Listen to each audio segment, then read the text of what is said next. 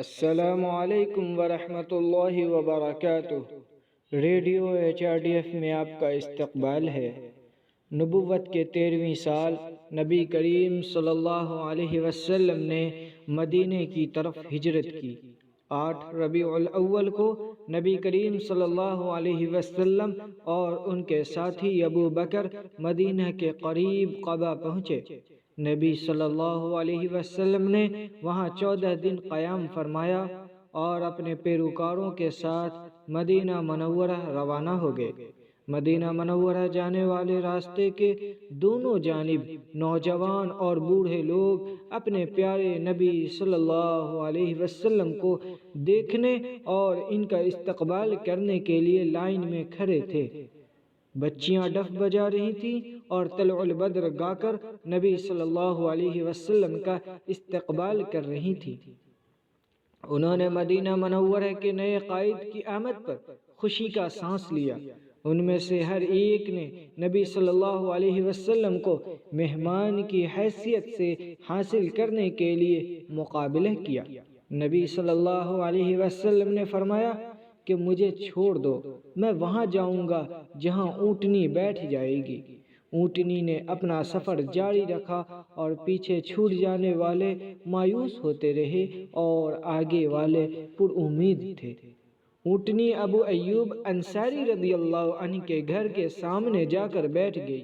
رسول اللہ صلی اللہ علیہ وسلم نے وہاں کچھ مہینوں قیام کیا اور مدینہ منورہ میں قوم کو منظم کرنے کے لیے نئی سرگرمیاں شروع کر دیں۔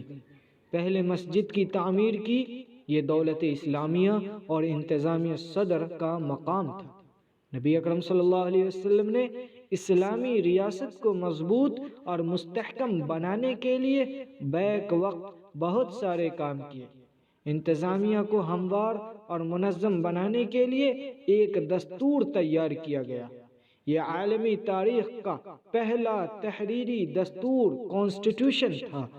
انتظامیہ کے لیے خصوصی محکمے تشکیل دیے گئے اور انچارج وزراء کو مقرر کیا گیا تھا، اور مسجد نبوی کے برابر میں ایک دینی درسگاہ قائم کی گئی۔ وہاں قیام اور تعلیم حاصل کرنے کا انتظام کیا گیا تھا۔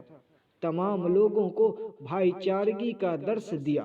پیروکاروں میں سے ہر ایک کو ایک مناسب ملازمت سونپی گئی تھی۔ ان کی صلاحیتوں کو پہچان کر ان کی حوصلہ افزائی کی۔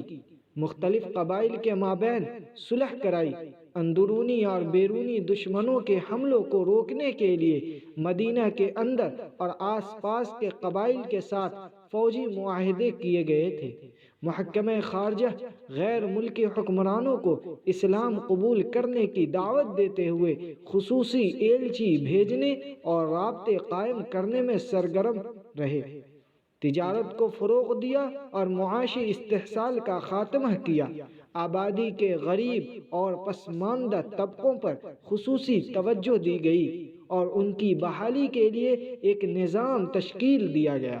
خواتین اور بچوں کے حقوق کے تحفظ کے لیے قانون سازی کی گئی۔ نبی کریم صلی اللہ علیہ وسلم نے کامل حاکم کی سفارت کاری اور دور اندیشی کے ساتھ مدینہ منورہ کو ایک اسلامی ریاست بنایا۔